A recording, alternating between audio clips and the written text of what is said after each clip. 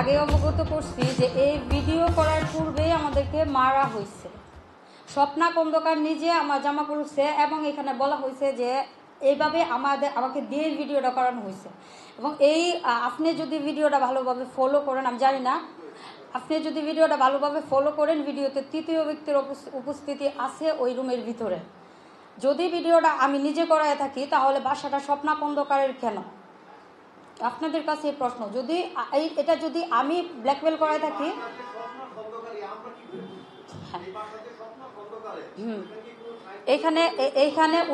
এখানে উল্লেখ আছে যে স্বপ্না খন্দকারের দিগারকান্দা শান্তিনগর বাসায় নিচতলায় এই ঘটনা ঘটে। এবং কি আপনি, হ্যাঁ, আমার অসম্য, আপনি যদি ভিডিওটা ফলো করেন যে আমি কাপড় খুলতে রাজি হই নাই, আমাকে এক পর্যায়ে জোরাজুরি করা হয়। স্বপ্না খন্দকার বলে আমাকে যে তুমি তোমার জামা খুলো, কাপড় চোপড় খুলো, আমরা এখানে করবো, মানে আমাকে জোর করা হচ্ছে আমার কাপড় খোলার জন্য।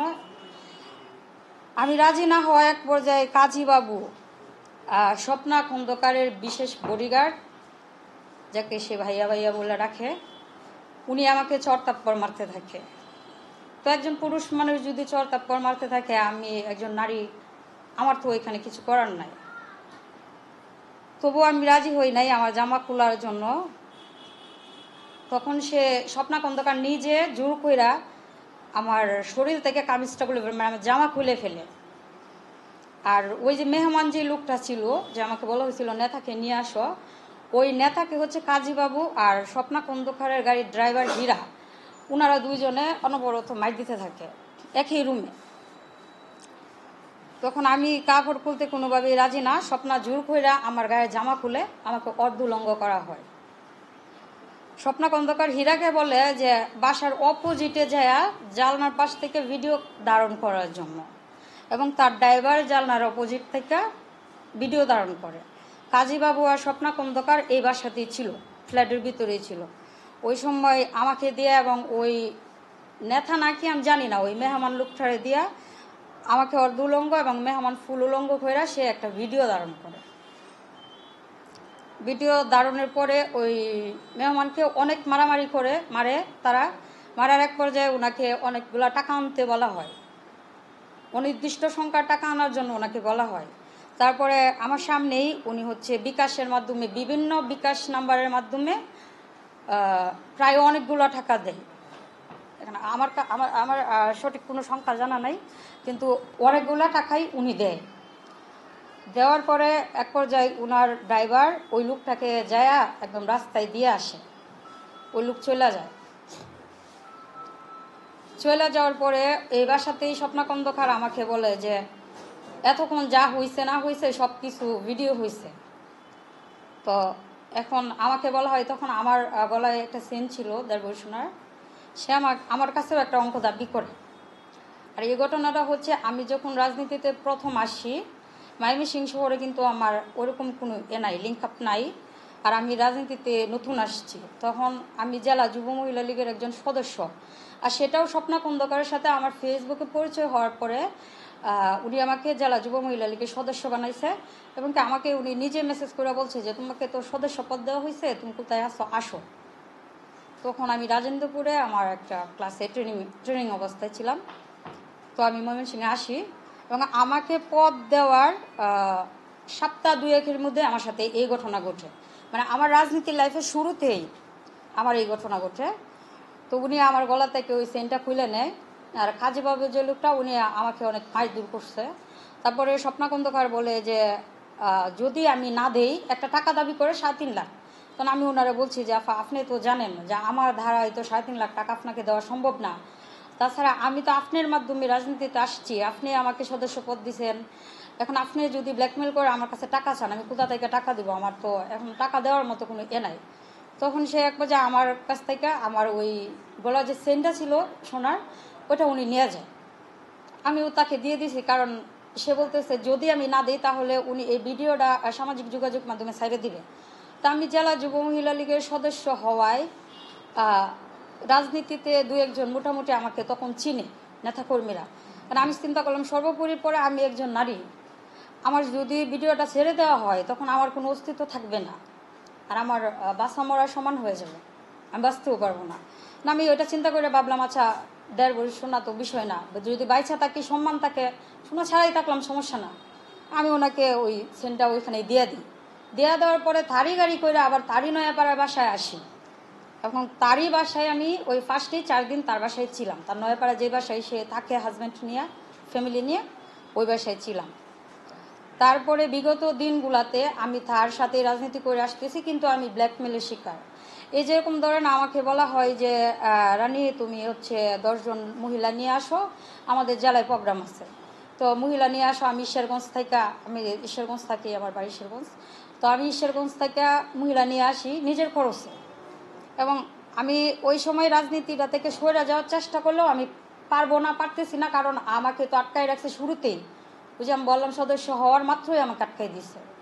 তখন তার সাথে আমি নেতৃত্ব দিয়ে আসতেছি, তার নেতৃত্বে আমি রাজনীতি করে আসতেছি।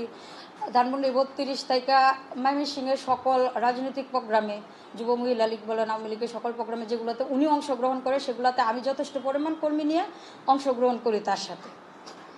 তো তার সাথে প্রায় 2 বছরের মতো চলতেছে আমার।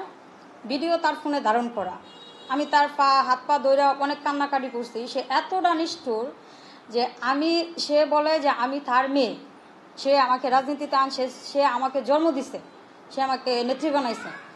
কিন্তু আমি যে তার হাত পা ধরলাম, কাজী বাবু সহ তার সহ, আমি একজন সদস্য হয়ে তার ড্রাইভারের হাত পা ধরছি।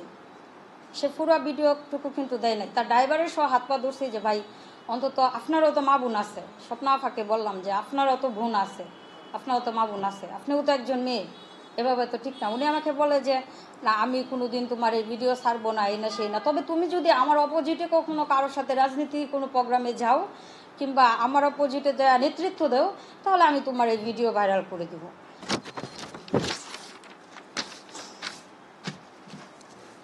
আমার সাথে ঘটে যাওয়া ঘটনার প্রায় 2 বছর পরে মোহাম্মদ রাকিবুল হাসান নামের এক ব্যক্তি, উনি তার নিজের ফেসবুক আইডি থেকে একটি স্ট্যাটাস দেয়। স্ট্যাটাসে লেখা ছিল, ঈশ্বরগঞ্জ উপজেলা যুব মহিলা লীগ নেত্রী, তোমার জন্মদিনে 52 নেতৃত্বে শুভেচ্ছা, গাজীপুর টু ময়মনসিংহ।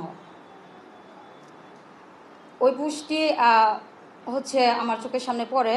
তারপরে আমি ওনার সাথে যোগাযোগ করি।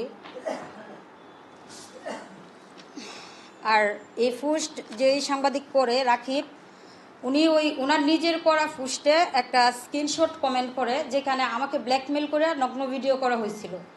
ওই নগ্ন ভিডিও করার একটি স্ক্রিনশট ছবি, একটি স্ক্রিনশট রাকিবুল হাসান নিজের আইডিতে কমেন্ট করে এবং লেখে আলহামদুলিল্লাহ।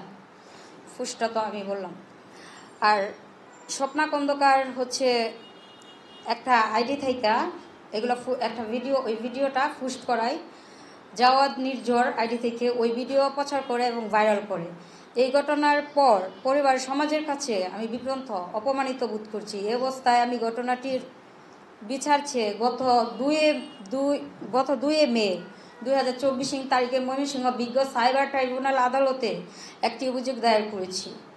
এরপরে বিজ্ঞ বিচারক আমার অভিযোগটি আমলে নিয়ে কোতোয়ালি মডেল থানায় ওসিকে অভিযোগটি এফআইআর অন্তর্ভুক্ত করার নির্দেশ দিয়েছে।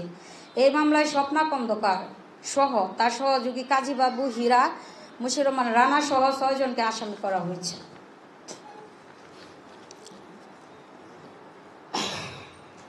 প্রিয় সাংবাদিক বন্ধুগণ, আমি স্বপ্না খন্দকারের ষড়যন্ত্র ও প্রতারণার শিকার। আমার মতো আরও অনেক নারী স্বপ্না খন্দকারের মোবাইলে জিম্মি প্রতারণার শিকার, কিন্তু তারা মান সম্মানের বয়ে, স্বপ্না খন্দকারের বয়ে কেউ ফেস হইতে চায় না, এইগুলা কেউ বলতে চায় না কারো কাছে, তার বিরুদ্ধে মুখ খুলতে চায় না। আমি চাই না আমার মতো আরও কোনো নারী প্রতারণার শিকার হোক। দীর্ঘদিন ধরে রাজনীতির আড়ালে স্বপ্না খন্দকারের এই ধরনের অপরাধ করে আসছে। মূলত রাজনীতির আড়ালে এই ধরনের অপরাধের মাধ্যমে বিভিন্ন লোকজনদের জিম্মি করে টাকা সহ হাতিয়ে নেয় স্বপ্না খন্দকার। এটা তার পেশা ও নেশা। এভাবেই সে নগরীতে গড়ে তুলেছে 4-5টি বাড়ি এবং অনেক গাড়ি। ব্যাংক ব্যালেন্সও রয়েছে তার ইউজ পরিমাণ। প্রিয় সাংবাদিকবৃন্দ, আজকের এই সংবাদ সম্মেলনের পর আমি সশরীরে এখান থেকে আমার বাসা অবধি পৌঁছাইতে পারবো কি না, ময়মনসিংহ জেলা যুব মহিলা লীগের যুগ্ম আহ্বায়ক, 1 নম্বর যুগ্ম আহ্বায়ক স্বপ্না খন্দকার, ওনার সাথে আমার রাজনৈতিকভাবে পরিচয়। জেলার বিভিন্ন দলীয় কর্মসূচিতে আমি উনার নেতৃত্বে উনার সাথেই রাজনীতি করে আসছি। সাংগঠনিক কর্মকাণ্ডগুলো উনার নেতৃত্বে উনার সাথেই বিগত দিনগুলোতে করে আসতেছি। সেই সুবাদে স্বপ্না খন্দকার প্রায় সময় আমাকে ফোন দিয়ে তাহার শহরের বাসায় নেন এবং আমার সাথে একটা বিশ্বাসের সুসম্পর্ক গড়ে ওঠে। এই ধারাবাহিকতায় বিগত প্রায় 2 বছর পূর্বে স্বপ্না খন্দকার আমাকে মোবাইলের মাধ্যমে ময়মনসিংহ নগরীর চরপাড়া তাহার নয়াপাড়া বাসায় দাওয়াতের কথা বলে ডেকে নেন। সেখানে খাওয়া দাওয়া করার পরে সে আমাকে বলে, চলো আমার দিগারখান্দা শান্তিনগর বাসায় যাই। বাসায় অনেকদিন যাওয়া হয় না, একটু পরিষ্কার পরিচ্ছন্ন করতে হবে। আমি সরল মনে তাহার কথায় রাজি হই। তাহার গাড়ি করে শান্তিনগর বাসায় যাই। সেখানে যাওয়ার কিছুক্ষণ পর স্বপ্না খন্দকার আমাকে বলে, একজন নেতা আসতেছে আমার বাসার সামনে গলির মাথায়, তুমি যা তাকে রিসিভ করে নিয়ে আসো। আমি সরল মনে তাকে এগিয়ে গলির মুখ থেকে নিয়ে আসি রিসিভ করে বাসায়।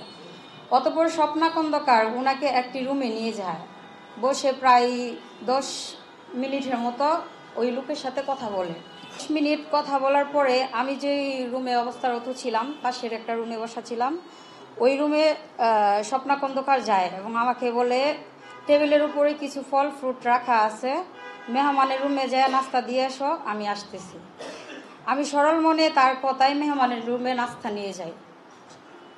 অতঃপর আমি মেহমানের রুমে ঢোকার সাথে সাথে স্বপ্না খন্দকার ওই ফ্ল্যাটের, তারই বাসার ওই ফ্ল্যাটের মেন দরজা খুলে দেয়। আর খোলার সাথে সাথে ওইখানে আরও কিছু লোক উপস্থিত হয়। তারা হচ্ছে কাজীবাবু, স্বপ্না খন্দকারের গাড়ির ড্রাইভার হীরা, স্বপ্না খন্দকারের হাজব্যান্ড মশিউর রহমান রানা। তারা উপস্থিত হয়ে মেহমানের রুমে ঢুকে, সাথে সাথে স্বপ্না খন্দকারও ঢুকে ওই রুমে। তো ঢুকার পরে এক পর্যায়ে কাজীবাবু বলে যে, আমি মেহমান ওই রুমে, তারাও ঢুকার পরে বলে যে, ওদেরকে কাপড় চোপড় খুইলা ওদেরকে ভিডিও করো। তো